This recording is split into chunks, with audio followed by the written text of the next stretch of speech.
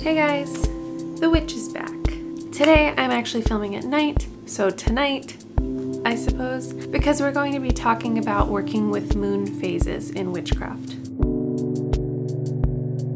Humans have been fascinated with the moon since ancient times. It was often associated with the gods, and often the goddesses.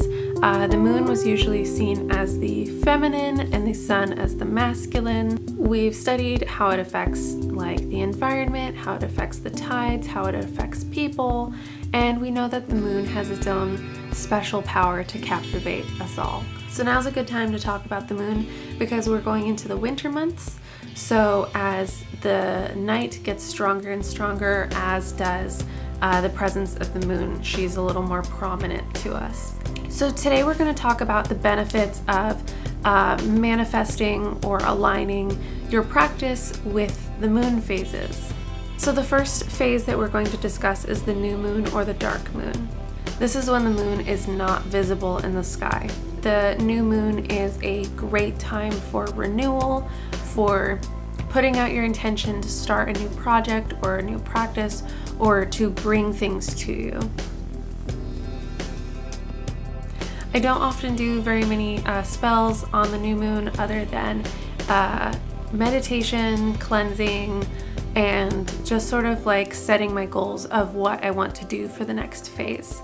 The waxing moon comes right after the new moon as the moon starts to become more visible in the sky every night. So as the moon grows, so do your intentions that you set, or so do your actions to put things into motion. So the waxing moon is a great time to set your intention and to do any spell work or ritual work or actual action work in your real life to bring things to you. So maybe it's money or a new job or a new love or more happiness, anything that you want to grow or bring, you'll want to do in the waxing moon time. So on the full moon itself, there are a couple different ideas that people have around this. So there are some who believe that this is the best time to finalize those intentions, to manifest all of the things that you wanted for yourself, that you set up for yourself during the new or dark moon.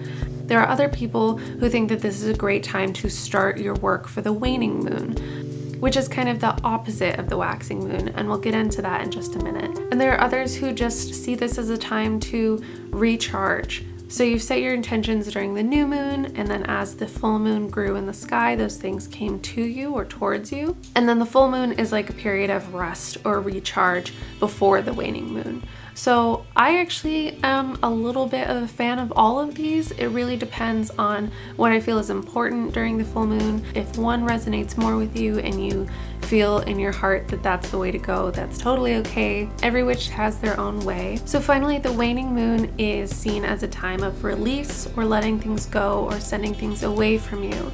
So as the moon gets smaller in the sky, as you see less and less of it as each night progresses, then you are sending things away. We have kind of a visual, astronomical guideline for us in the sky. We're aware that it's still there, but we do know that it is transforming to us visually, and with that we can work and transform ourselves as well. So the waning moon is a great time to let go of things that you want to not have in your life anymore. Maybe it's just stress or anxiety. Maybe it's a relationship that is not working out. Whatever it is that you want to release or let go. The waning moon is also another great time for just reflection. You could take this time, instead of releasing things, to just focus on the positive, just focus on the things that you brought to you and reflect on it, and then get yourself ready for the next intention setting dark or new moon. It is totally possible to do spell work that is not in line with this. With the moon phases, you can do them whenever you feel that you need to, but working with the moon phases makes it more amplified, so you're working with the tide rather than against it. There have been no doggos in this video. I mean, half of the people who are on my channel are here for dogs. So thank you very much for watching, and I also want to say an extra special thank you to everyone who subscribed. I have surpassed 100 subscribers I know that for some people that does not seem like a lot, but for me that is more than I ever anticipated would be following me. So thank you so much. I am so grateful and appreciative, and I'm so glad that you're here. I wish you guys all the best, and I will see you next time. Blessed be.